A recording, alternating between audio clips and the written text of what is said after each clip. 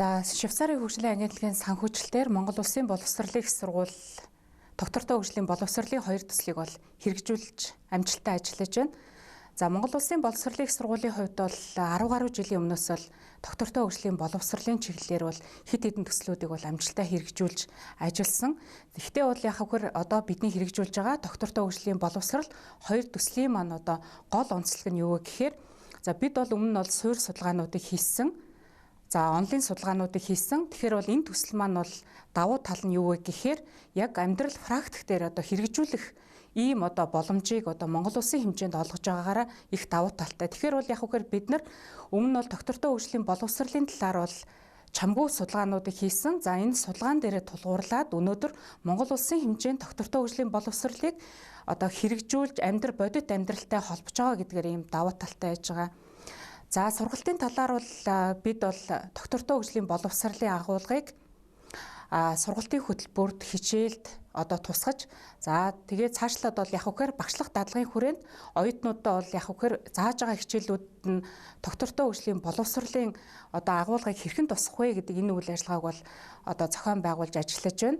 За доктортой хөгжил боловсрол 2 төслийн хүрээнд бид өмнө нь одоо ямар хичээлүүдээр доктортой хөгжлийн боловсролын агуулга туссан байна гэдэг дүн шинжилгээгээ хийгээд за одоо цаашид ямар хичээлүүдээр бид нар доктортой хөгжлийн боловсролын агуулгыг тусгах шаардлагатай байна вэ гэдэг тал дээр ажиллаад за өнөөдөр бол яг үхээр одоо Монгол Улсын боловсролын хэмжээнд доктортой хөгжлийн боловсролын агуулга тусаагүй одоо нийт 30% хичээлд бол энэ агуулгыг тусгаад ингээ ажиллаж байна.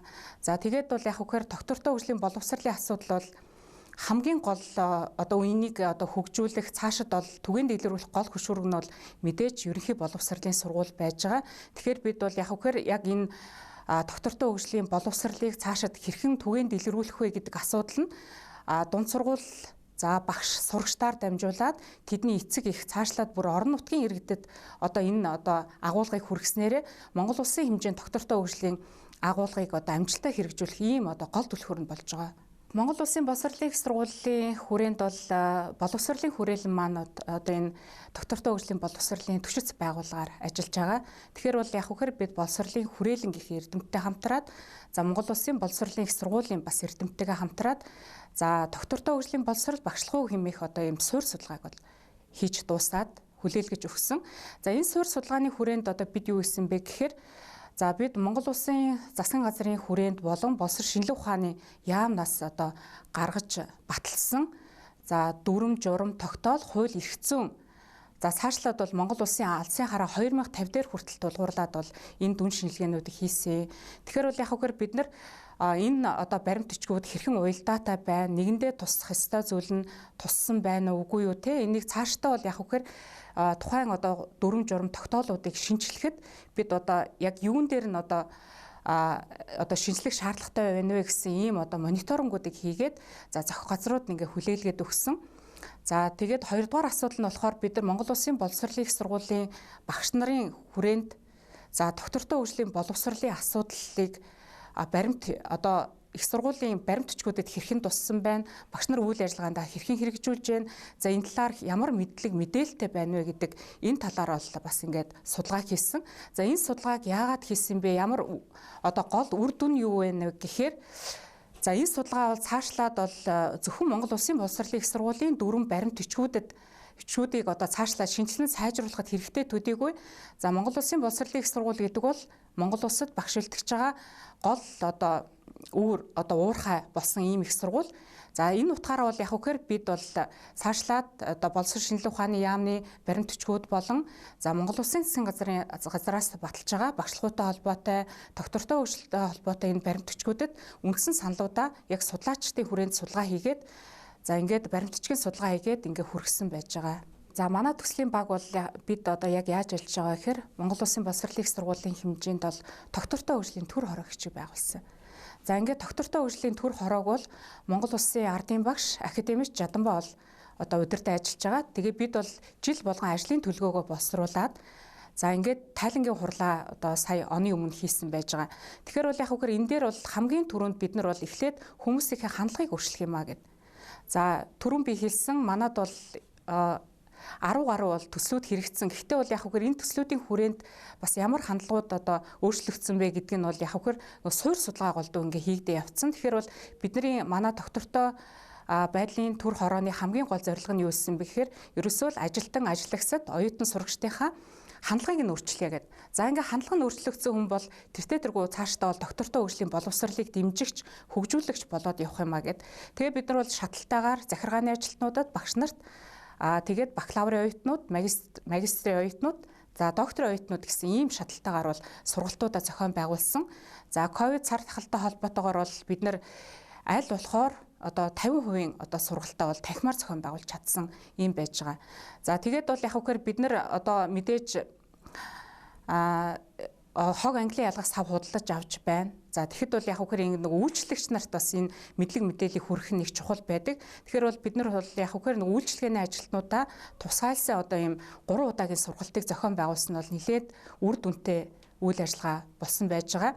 За дараа нь бол яг үгээр орчныг сайжруулах чиглэлээр бол яг үгээр оюутнууд гэдэг бол манай сургуулийн 10,000 гаруй оюутан гэдэг бол манай сургуулийн хамгийн гол цөм хүмүүс байж байгаа. Тэгэхээр бол яг үгээр бид оюутнуудаа зориулаад ер нь хог англин ялгах нь ямар ашиг тустай юм бэ? За тэгээд байгалийн аюултай одоо хогийг одоо яаж англин ялгах юм бэ гэдэг ийм үйл ажиллагааг одоо зохион байгуулсан.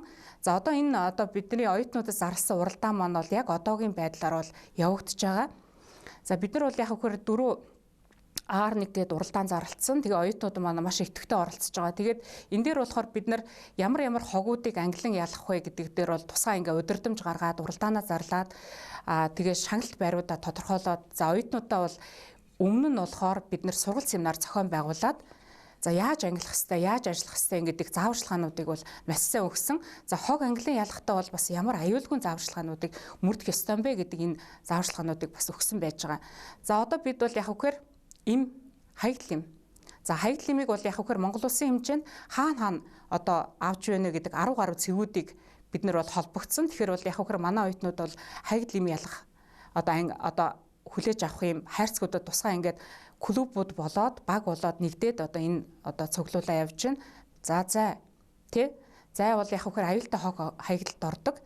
За тэг гих мэтлэнгээр бол яг үхээр бид нар бол яг аюултай хог хаягдлуудын бүр төрлийг гаргаад тэгээ оюутнуудаа сургалтын нэгээд мэдлэг мэдээлэл өгөөд ингээд ажиллаад ингээд явж байгаа. За дараа нь орчныг сайжруулах дээр бол манай сургууль дээр бол ургамал судлалын төв ажилладаг. За ургамал судлалынхаа төвийнхөө эрдэмтдтэй хамтраад бид нар бол сургуулийн орчинд цэцгжүүлэх, зүлэгжүүлэх, за Монгол Улсын ерөнхийлөгчийн тэр бүм модны одоо бас ингээд санаачлага ингээ хэрэгжсэнтэй холбогдуулаад бид нар бол тодорхой хэмжээний одоо мод тарих боломжтой бүх газруудаа ургамал судлалын төвдөө захиалаад ингээ мод тариулж байгаа. За зуны хугацаанд бол сая 21 онд юу исэн бэ гэхээр ямар одоо байрнуудын дунд манайх бол хичээлийн 10 гаруй байртай 10 гаруй байрнуудын одоо өмнө бол бүгд цэцгийн мандлууд бол ингээ захиалж ингээ хийлгсэн байж байгаа.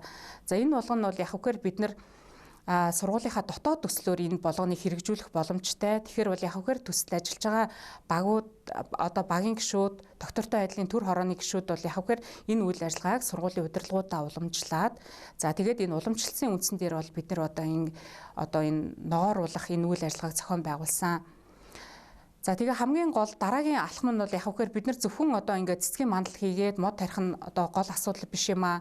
Тэгэхээр бол яг үгээр цаашдаа оюутнуудаа бол яг гэхээр одоо нөгөө амжиргааг нь дээшлүүлэх те хувь хүний амжиргааг нь дээшлүүлэх орлого олох боломжийг ингээ олгох боломжтой эми ургамал тариалах 2 дугаар шатны төсөлтөө бол яг үгээр эми ургамал тариалах за тэгээд одоо жимсгний мод тариалах ийм боломжуудыг олох үүднээс бол бид нар энэ жилээс бас энэ ургамал судлалын төвдөө жижиг хэмжээний төсөл өгөөд за яг энэ чиглэлээр бол бас ингээд оюутнуудыг дадлагжуулж ажиллах хаар ингээд төлөвлөсөн байж байгаа. За ингээд энэ үйл ажиллагаа маань 2022 оноос бол явагдана.